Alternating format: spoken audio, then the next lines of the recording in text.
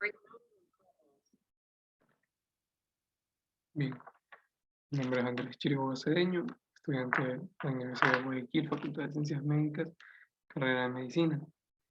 El siguiente es un video sobre la anamnesis y examen físico del sistema neurológico de parte de la Cátedra de Semiología, a cargo de la doctora María Hernández. Bien, comenzando por la anamnesis, debemos saber que esta tiene varios puntos, comenzando con los datos personales. Primero, en el factor de la edad, las enfermedades neurológicas aparecen o se desarrollan en un determinado grupo etario, por lo que algunas manifestaciones son características de ciertas edades, como la epilepsia. La epilepsia son trastornos cerebrales donde la persona tiene convulsiones repetidas en un periodo de tiempo. Las convulsiones son contracciones musculares más o menos generalizadas que se producen de manera violenta independientemente de la voluntad. Pueden presentarse crisis de ausencia, epilepsia benigna con puntas rolándicas, tónico-clónicas generalizadas, crisis que suelen iniciar en la infancia o adolescencia, las encefalopatías epilépticas, que suelen ser enfermedades con epilepsia grave y eventual retardo mental, como el síndrome de West o el síndrome de Lennox-Gastaut. Y las convulsiones febriles, que son comunes desde los 5 meses hasta los 5 años, que tienen prevalencia familiar y existen datos de indicadores genéticos de persistencia en la adultez, como epilepsia del lóbulo temporal.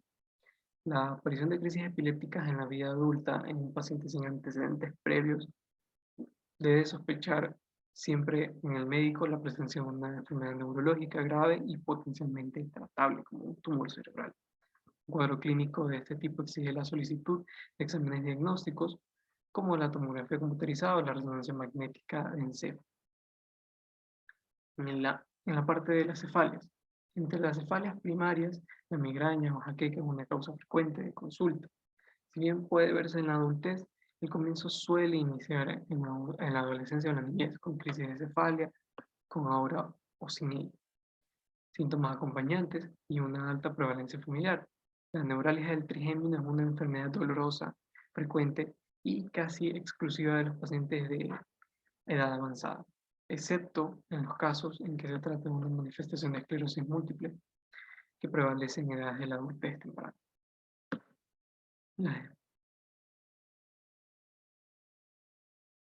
Los ejemplos de cada una de las mencionadas. La crisis de ausencia,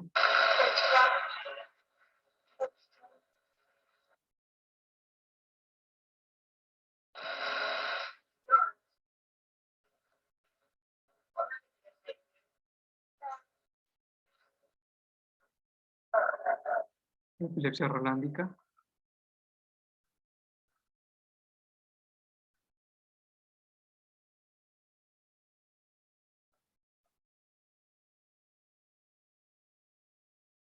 las convulsiones tónico-clónicas,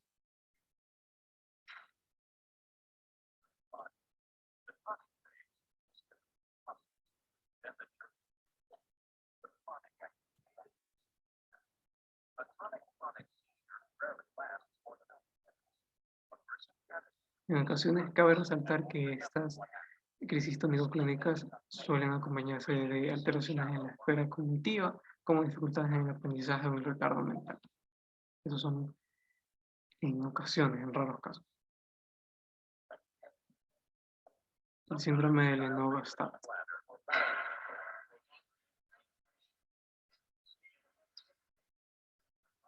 Es una epilepsia refractaria con retardo mental y manifestaciones psiquiátricas de la edad preescolar.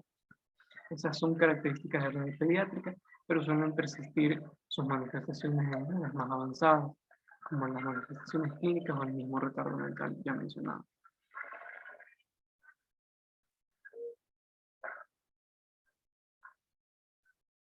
De los diferentes tipos de cefalia, sinusal, racimo y la tensional y la migraña, que esas son las de mayor interés en el ámbito del sistema neurológico. La neuralgia del trigémino, que abarca todo ese sector, que puede provocar irradiaciones en estas áreas. de la cabeza. Bien, continuando, tenemos enfermedades cerebrovasculares. Si bien son características de la adultez, hay casos en los que las enfermedades de origen familiar aparecen en edades más juveniles. Las hemorragias subaracnoides, producidas por rupturas de aneurismas cerebrales congénitos, aparecen generalmente previos a los 50 años. Las que podemos observar, hemorragia subaracnoide, que se produce por la ruptura de un aneurisma. Las neuropatías periféricas entre las más frecuentes son la diabética y la alcohólica, prevalente en la vida adulta. Los casos de neuropatías hereditarias suelen verse en edades más infantiles o juveniles, cuando los pacientes notan cambios en la estructura de los pies, como picado, trastornos para caminar y correr por el steppage, en la debilidad para levantar la punta del pie, con caídas frecuentes y atrofias musculares en las piernas. En los casos extremadamente dominantes o fuertes, los padres tienen igual sintomatología clínica, porque es un poco más sencillo diagnosticar. Las miopatías, las distrofias musculares, como las enfermedades que son enfermedades musculares hereditarias del músculo esquelético, comienzan en la infancia con diferente prevalencia y modo de herencia y con mayor o menor severidad clínica. Mayor severidad clínica como la distrofia muscular de Duchenne y menor, menor severidad clínica como la distrofia muscular de Becker.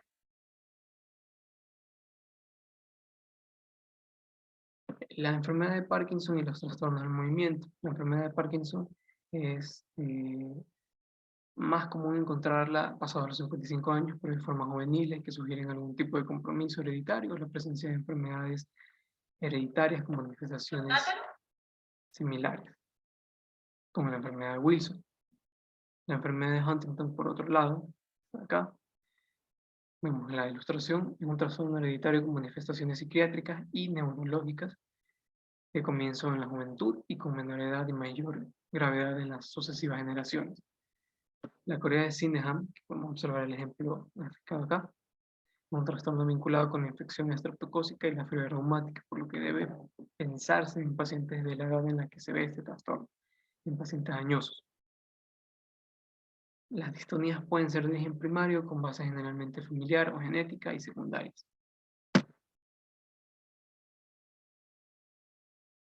La miastenia. La miastenia grave es un trastorno con fatiga normal del músculo, tiene prevalencia en mujeres jóvenes o adolescentes o en adultos varones mayores en los que ocasionalmente se asocia con el timón o neoplasia del timo. Hay formas congénitas y familiares con la prevalencia en la infancia y la juventud. La demencia, que se asocia a la enfermedad de Alzheimer, una enfermedad de Alzheimer, perdón, que aparece en la edad avanzada, senil, pero pueden presentarse casos familiares y hereditarios en los que inician más tempranamente, como entre los 45 y 50 años. Las enfermedades desmielinizantes, una gráfica de la enfermedad de Alzheimer, en la que se ve una reducción de la masa cerebral.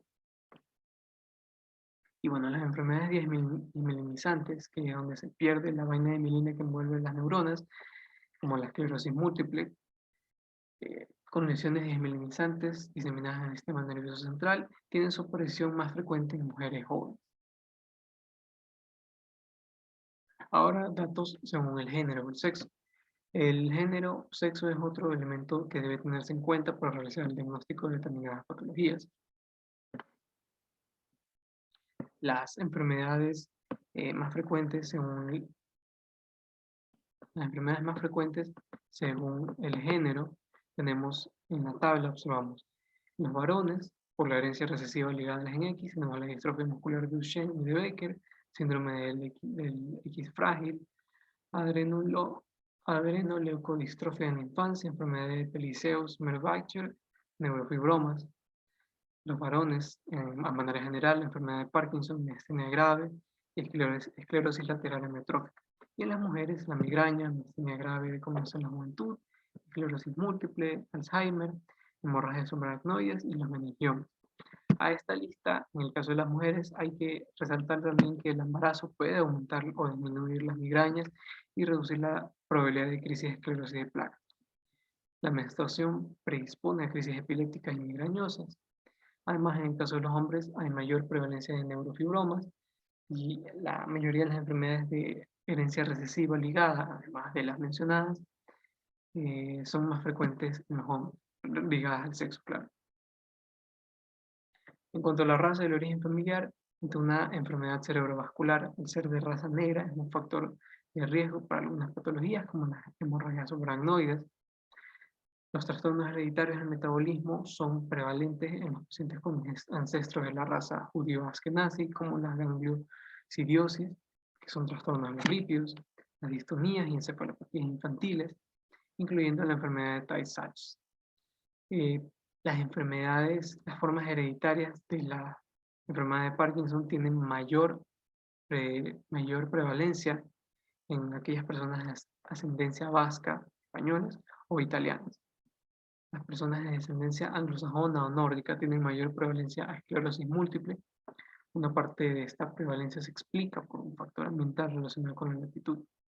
Y nuevamente las personas de raza negra, así como filipinos, al tener una mayor predisposición a la diseminación de tuberculosis y coccidioidomicosis, tienen mayor prevalencia a padecer meningitis y otras complicaciones nerviosas por culpa de estas infecciones que se diseminan. Además, los negros son más propensos a padecer sarcoidosis. Cuando la residencia y el lugar de origen, el- la esclerosis múltiple es una enfermedad de mayor prevalencia en regiones frías del hemisferio norte. Con respecto a las neuropatías, las infecciones crónicas como la lepra tienen mayor prevalencia en regiones de la Argentina, como el litoral. Y asimismo hay publicaciones que dan cuenta de la mayor prevalencia de algunas enfermedades neurológicas, como el Parkinson y la esclerosis lateral amiotrófica, en un medio rural o en uno urbano. En cuanto a las infecciones, es lógico pensar que las migraciones pueden tener mayor valor en la aparición de enfermedades que son más frecuentes en otros medios, como la cisticercosis, la neurocisticercosis, que se puede llegar a desarrollar, proveniente de Ecuador y sobre todo de Bolivia. La enfermedad de Lyme, que no es tan frecuente en Argentina, pero sí en ciertas regiones de Estados Unidos y así. Cuanto a la profesión y la ocupación habitacional, la ocupación de un paciente puede adquirir relevancia diagnóstica. Los individuos que trabajan en el sector industrial, la intoxicación por plomo, utilizado por ejemplo en la fabricación de pilas o pinturas, puede producir manifestaciones conductuales, neuropatía periférica y síndrome similar a la esclerosis lateral amiotrófica. El mercurio, que era usado para la fabricación de sombreros, genera trastornos psiquiátricos. Son también frecuentes los trastornos parkinsonianos por exposición al manganeso, como de los trabajadores de rodocrosita, por polución de monóxido de carbono, que genera confusión, astenia y déficit de memoria. Los encargados de desinfectar campos y plantaciones en el medio rural suelen utilizar insecticidas organofosforados que afectan la placa neuromuscular y muchas veces conllevan trastornos del ánimo. En otros datos personales tenemos los hábitos. Debe interrogarse sobre el consumo de tóxicos como el alcohol, las drogas, que suelen estar asociadas a neuropatías y encefalopatías como el síndrome de Korsakoff, específicamente el alcohol. El tabaco, que constituye un factor de riesgo por enfermedad cardiovascular, y en menor medida puede estar asociado con la enfermedad de Parkinson, con ingesta de drogas ilícitas que favorecen el desarrollo de enfermedades cerebrovasculares en pacientes más jóvenes. El síndrome de Korsakoff puede estar vinculado también con hipovitaminosis B en relación con ingesta de alcohol y el déficit nutricional. El consumo de analgésicos también para la cefalia, puede ser migrañosa o tensional, puede ser la causa de un cuadro que es la cefalia por el uso de fármacos. La, la- la prolongación de la ingesta de estos, la prolongación de la ingesta de estos analgésicos puede prolongar la cefalia por fármacos.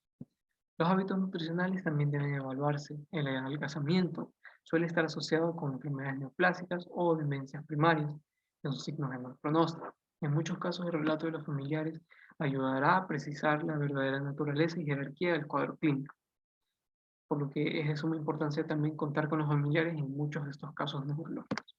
Los hábitos nutricionales, como mencioné, las alteraciones del tránsito intestinal, como el estreñimiento, pueden asociarse con los síntomas iniciales de la enfermedad de Parkinson, o bien constituir una manifestación de neuropatías con síntomas autonómicos, como amiloidosis o diabetes. La disfunción eréctil también puede indicar disfunción autonómica.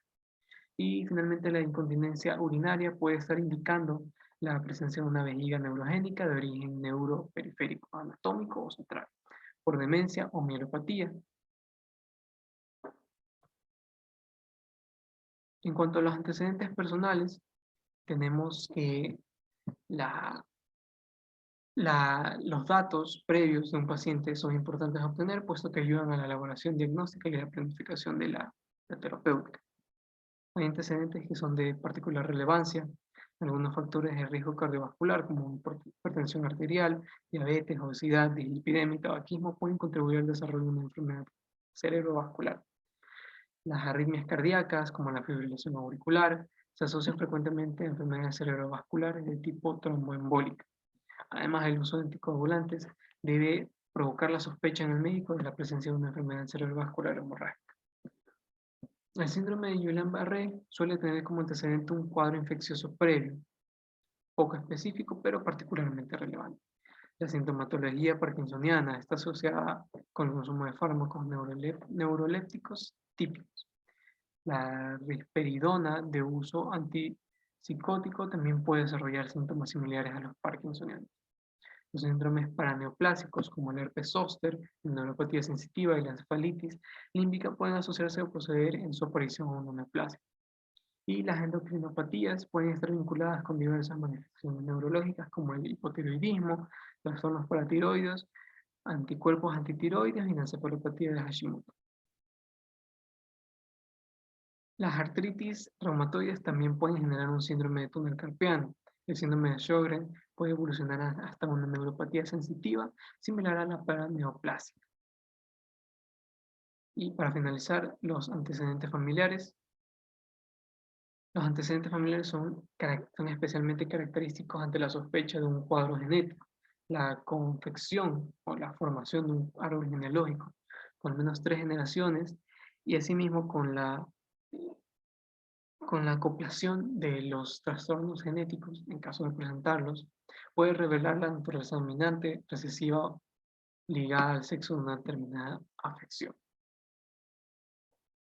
Hay diversas posibilidades de herencia o prevalencia. Pacientes con padres sanos y con enfermedad de Wilson, con enfermedad de Parkinson hereditaria, o incluso con distrofia muscular de Duchenne.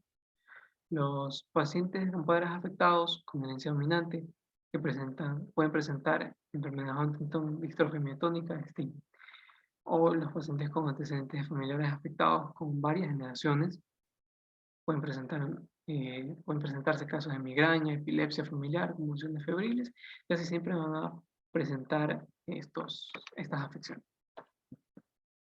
Ahora, en cuanto a la exploración o el examen físico, para la exploración física es necesario mantener una rigurosa y adecuada técnica. El examen debe ser completo, prolijo y ágil, y adecuado dependiendo de la situación.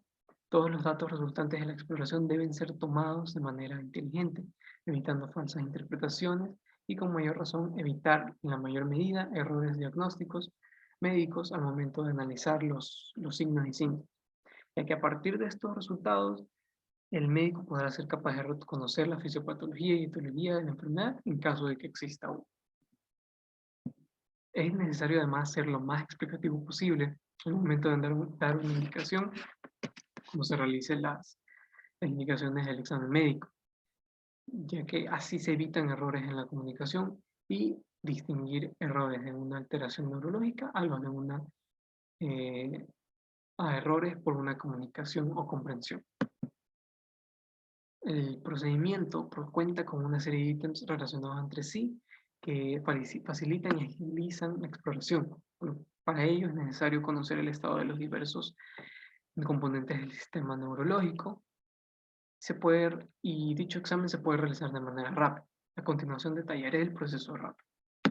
Primero, lo que se debe hacer antes de realizar un examen físico es analizar la situación del paciente. Algunos casos donde el paciente perdió la conciencia requieren de saltarse el examen físico y tomar otras medidas. En otros casos, el paciente puede tener relativa conciencia, pero su estado de alerta no no es el correcto. Ahí entran ciertos métodos como la escala de Glasgow, que nos ayuda a determinar cuál es el estado de alerta en el que se encuentra el paciente y qué métodos terapéuticos podemos seguir.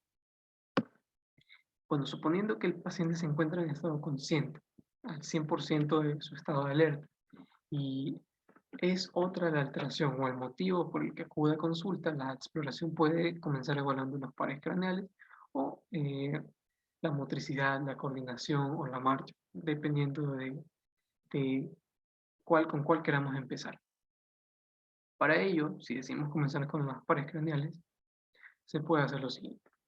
Para evaluar la parte visual, se le puede pedir al paciente que observe nuestra nariz, por ejemplo, a la vez que extendemos nuestros brazos a una distancia y alzamos los dedos de las manos. El paciente con los ojos en la vista de nuestra nariz, deberá ser capaz de mencionar cuántos dedos tenemos levantados. Además, podemos hacer un examen de reflejo pupilar usando una linterna para determinar si existe alguna alteración ocular. Se puede probar también la parte motora ocular al alejar la linterna, perdón, al alejar la linterna y pidiendo al paciente que siga con la mirada el movimiento horizontal o vertical que realizaremos con la linterna. En cuanto a la parte motora facial, el paciente puede, nosotros le podemos pedir al paciente que saque la lengua, que sonría fuertemente, que mueva las mejillas, que mueva las cejas, entre otros movimientos que estén a nuestro juicio. Otra, otra parte importante es la parte auditiva, que es igual de importante y se realiza susurrando al oído algo al paciente y pedir que repita lo que susurramos. En caso de existir alguna alteración en la vía auditiva, el paciente no va a ser capaz de decir correctamente qué fue lo que le susurramos. Y para finalizar con el examen rápido de los pares craneales, se le puede ofrecer una sustancia aromática al paciente para que pueda decir si puede distinguir dicho olor o no. Ahora, en cuanto a la parte motora, un paciente puede ver afectada su motricidad por problemas estructurales, óseos musculares o por patologías relacionadas al ámbito neurológico.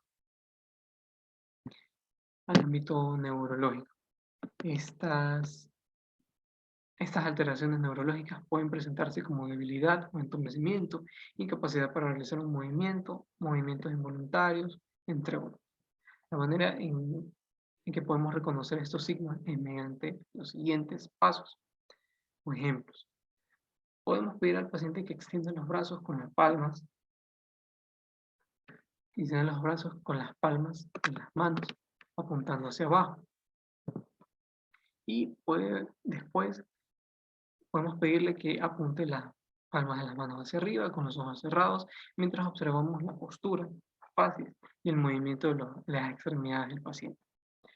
Algo siguiente que podemos hacer es tomar las manos del paciente y pedirle que apriete o presione con una fuerza adecuada. En caso de que no pueda lograrlo, estaremos ante una alteración motora. Algo más que podemos hacer es pedirle que alce los brazos en un ángulo recto y que trate en la mayor medida posible que se resista a los movimientos de empuje que realizaremos. O, dado el caso, que empuje hacia nosotros, nos empuje la mano que esté colocada en su antebrazo, como aquí está proyectado. En cuanto a los movimientos de coordinación, vamos a observar el empuje, como estaba mencionando. En cuanto a los movimientos de coordinación, podemos pedirle al paciente que junte los dedos, índice y pulgar, que los abra y los cierre repetidamente, rápidamente, y que repita este movimiento en cada mano. Es importante resaltar que todas las indicaciones que demos de realizarse en un lado deben copiarse al lado siguiente para asegurarnos de que no exista una alteración en únicamente un hemisferio del paciente. Algo más que podemos hacer es indicarle o pedirle que toque nuestro dedo colocando a cierta distancia del paciente, observamos aquí, y luego toque su nariz, que haga un movimiento sucesivo de tocarse la nariz y tocar nuestro dedo repetidas veces y que haga lo mismo en la otra extremidad. Podemos también determinar si existe alguna debilidad motriz en los miembros inferiores del paciente si le pedimos que en estado sentado suba las rodillas y tope nuestras manos ubicadas a cierta altura de esta y que también se resista al empuje hacia abajo o que oponga el empuje que realizaremos, como en el caso de las piernas. Vamos a observar cómo se realiza un empuje o resistencia de nuestro propio empuje. Algo que también podemos aplicar para reconocer si existe alguna alteración del sistema neurológico, específicamente de la médula espinal, es aplicar el signo de Babinski.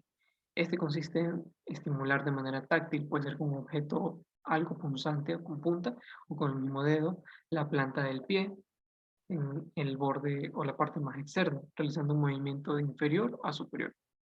Si el paciente demuestra un movimiento extensor de la rueda del pie, Babinski positivo, esto puede indicar alteraciones como esclerosis, Parkinson, ACV o accidentes cerebrovasculares, entre otros. Cabe resaltar que este signo es positivo, cuando es positivo en niños menores a 2 años, es algo fisiológicamente normal, porque no es necesario alarmarse. Una vez pasado ese intervalo de tiempo, sí llega a ser algo patológico. Es Es necesario también evaluar la sensibilidad del paciente. Esto lo lograremos mediante el estímulo táctil sobre diversas zonas del cuerpo con el uso perdón, con el uso de diversos implementos, como plumas, hisopos en este caso, hisopos largos, objetos con alguna punta, entre otros. Si existe alguna alteración de la sensibilidad, es decir, el paciente no refiere percibir la estimulación táctil sea la zona que elijamos palpar, debemos pensar en anestesia o hipoestesia. Según el grado de pérdida sensible, debemos pensar en la causa subyacente que provoque esta anestesia. Aquí podemos observar otra zona, un ejemplo de otra zona. Primero eran las mejillas, ahora en las manos y ahora en los miembros inferiores. También podemos medir los reflejos de contracción tendinosa mediante el uso de, un martillo de reflejos. En caso de que no exista la contracción o ésta se encuentre disminuida o haya un alto hiperreflejo, debemos pensar en alguna alteración neurológica. Finalmente, un punto importante a destacar o a mencionar es evaluar la marcha del paciente, de ser posible, si lo permite la fisiopatología. La marcha, así como la estación de pie, deben ser evaluadas con los ojos abiertos y los ojos cerrados. El paciente debe caminar hacia adelante y hacia atrás y en forma lateral, así como también debe evaluarse el incorporarse de una silla, levantarse, cómo es su movimiento, si tambalea, si siente o refiere mareos, o si es incapaz de levantarse de una silla por sus propios medios y necesita ayuda. Cuando el paciente inicia la marcha, deben evaluarse la posición del cuerpo, debe evaluarse la posición del cuerpo, la libertad del movimiento, la posición de las extremidades, los muslos, los movimientos de las piernas y los pies, la amplitud y velocidad de los pasos, el balanceo de los brazos y los movimientos asociados con los ojos, cabeza y tronco. También es necesario resaltar que la marcha debe realizarse de manera normal, a un ritmo normal, un ritmo un poco más acelerado y la mencionada marcha hacia atrás. También se debe observar si la marcha es inestable, si aumenta la base de sustentación, si el cuerpo se lateraliza o se tambalea, como lo mencioné, si arrastra o levanta excesivamente los pies o si usa músculos accesorios. Debe tenerse en cuenta que si necesita asistencia para caminar, ya sea el acompañamiento de un familiar o el uso de un bastón, un andador o cualquier otro aparato, como silla de ruedas, por ejemplo. Como parte de la evaluación de la marcha, se debe escuchar el caminar del paciente y observar el calzado para evaluar anomalías. Y finalmente, como última prueba, que en algunos casos, dependiendo del caso, como mencioné al inicio, debe realizarse antes de todo este examen físico, que es la evaluación de la conciencia. Unas preguntas sencillas que permitan indicarnos si el paciente se encuentra ubicado en espacio, tiempo y en lugar, y si conoce de su propia identidad incluso, o si está al tanto de diferentes novedades o noticias que sean actuales, así como si es consciente de su propia identidad. A todo esto debemos realizar preguntas como qué hora es, qué día es, eh, qué noticias vio, qué noticias le llamaron la atención, cómo se llama, su edad, el año en el que estamos, la hora, etc. Muchas gracias.